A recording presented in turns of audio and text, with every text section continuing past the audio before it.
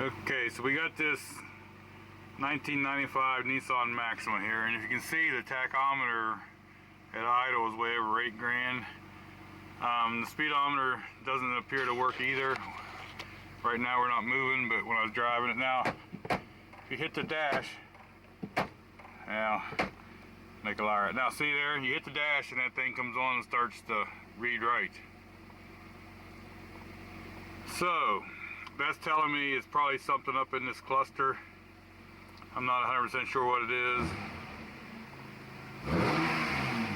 but the tach does work. Now, next time I hit a bump, there's what happens. See there? So that's telling me that it's probably something up in here.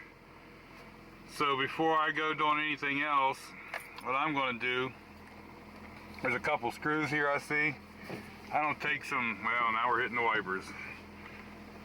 Anyway, we're going to take them screws out of there and take this up out of here and just see what we get. I need to drive it also and see if that does the speedometer, but let's just go here and see what we got for the tach.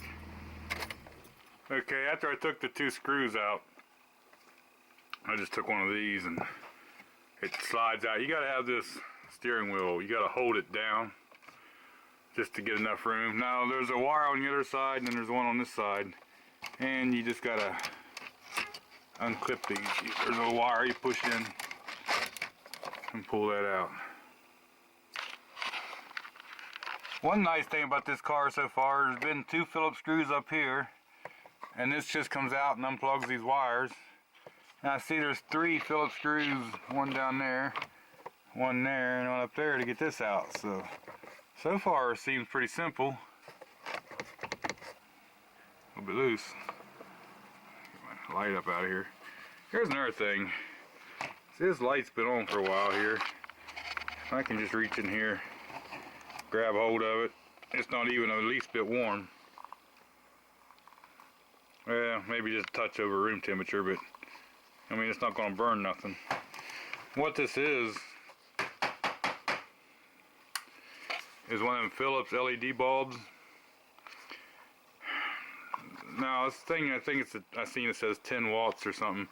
I don't remember. I think this might be a 60 watt replacement. Don't quote me on that, maybe it's a 40.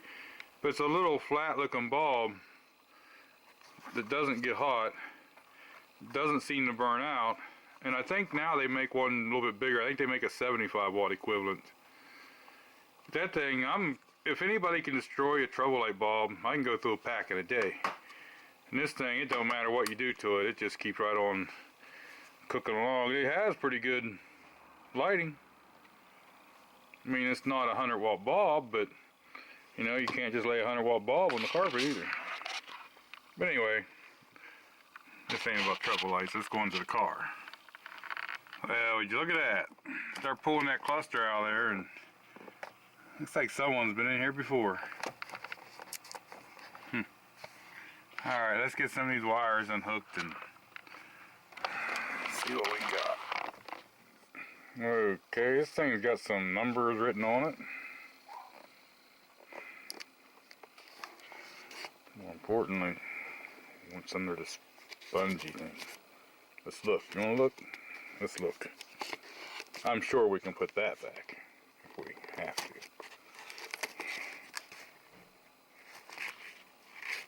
Not much. Huh, interesting. Oh, you know what? That wire's right there. And I bet you that was to keep the wire from rubbing the back of this. Okay, for right now, we'll file that away. Now, I kind of looked at these connectors, and they all seem to be okay. I haven't looked at a wiring diagram to know which is which yet. You can almost kind of look on here and see. Now, I notice there's some screws Must be holding them gauges in. What I want to do here is, a few of these do look a little bit dirty, maybe not showing up on the camera, but I'm going to take a Q-tip with some rubbing alcohol and wipe all these down. I'll go around and check all these screws, make sure they're all snug. Somewhere we're losing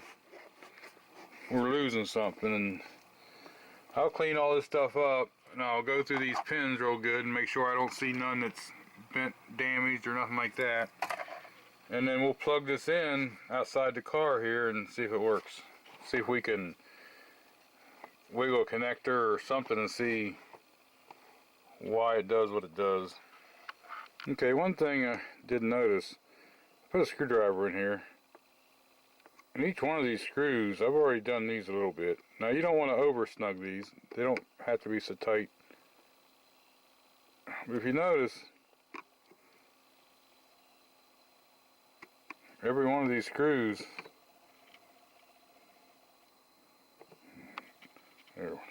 every one of these screws seem to be loose.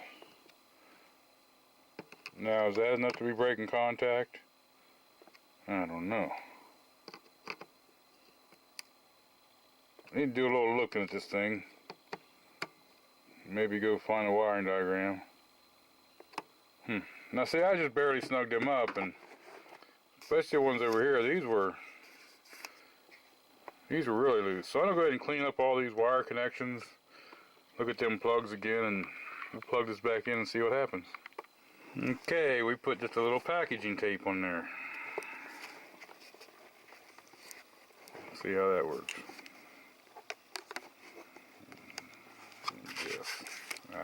I guess. Okay, so I've plugged these all back in. You just want to make sure you go straight in. I pinched a little clip like when I'm taking it out to push it in. As long as you push these straight in, you'll be okay. And they feel solid. They don't feel like they're moving or nothing, so we'll see. I'm going to put this Speedo head back in there with the 3 screws. I'm not sure. I have to look and see what this stuff was, if I got to plug any of that in or not, but I want to see if it works. Okay, we stuck the key in here.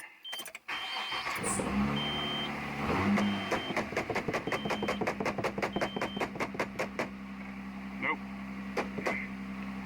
Definitely not the problem, but it is something in here.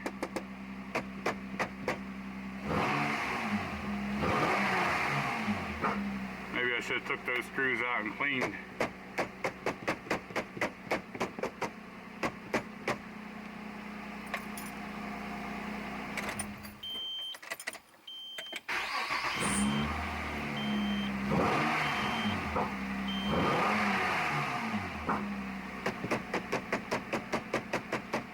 When it hits bumps, there's still something's got to be wrong there, I'm thinking.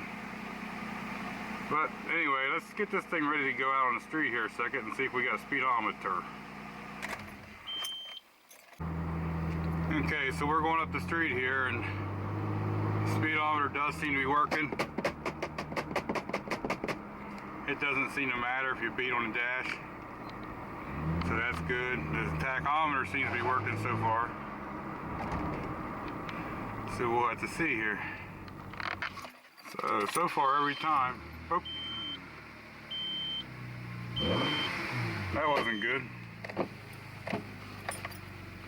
Still something with that tachometer. So maybe I'll take that apart, take those 3 screws out, clean some more stuff up, and then see what we got. But I know it's in that tachometer head. It might even be that tachometer from being that way. But the speedometer is working, so I'm going to pull that tachometer. That was the first time. I've started this thing up 15 times. That was the first time that anything, I keep hitting the wipers. First time that did that to me.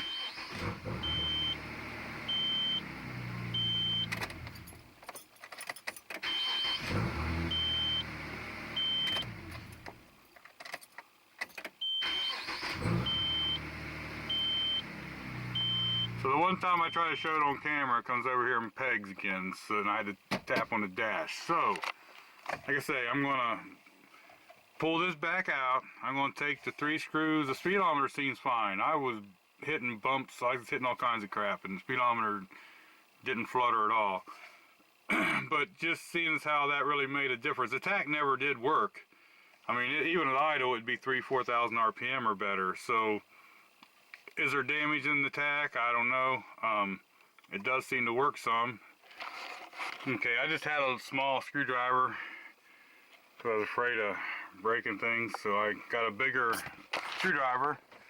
I loosened the bolts for that tach up, cleaned around them with a little bit of rubbing alcohol, and then I tightened them back up, and I snugged them pretty good this time. Now you got to remember, you're going into plastic stuff, so you can't, you know, I mean, overexert it, but I snugged them up pretty good this time. We'll see what happens. Okay, I've been trying to start this and stop it and everything else, see if these keep working. And so far, the tach's working. Now, if it starts to act up again, I don't think it's a wire connection or nothing. I think it'll be inside the tach itself. And this is a couple $100 car, so I'm not sure that people is going to want to do something if that happens. So let's go up the road here again and verify if the speedometer still works. Okay, we'll give this thing a shot.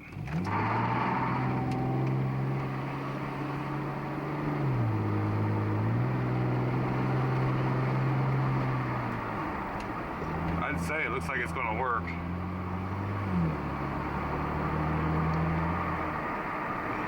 Now the only thing is, how long before they turn the key on and it pegs itself again or does something weird? I'm not really sure. I have seen tachs do weird things like that before. This one seems to be, when I tightened them back up, I took that back out and tightened them up, I did get a little bit of a turn on them again, and I did take them out and clean around them, so hopefully maybe we got this issue fixed.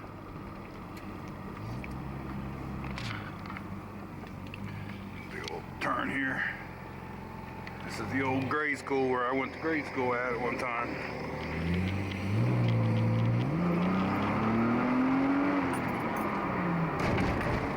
Hard to hold the camera and drive and go fast and hit bumps. But anyway, for right now, we're going to call this a fix. Whether it's a permanent fix or not, I cannot guarantee that on the tachometer. The speedometer, I'm assuming, is going to be just fine. And like I say, that tachometer, since I took the screws out and tightened them back up, it's been doing fine, but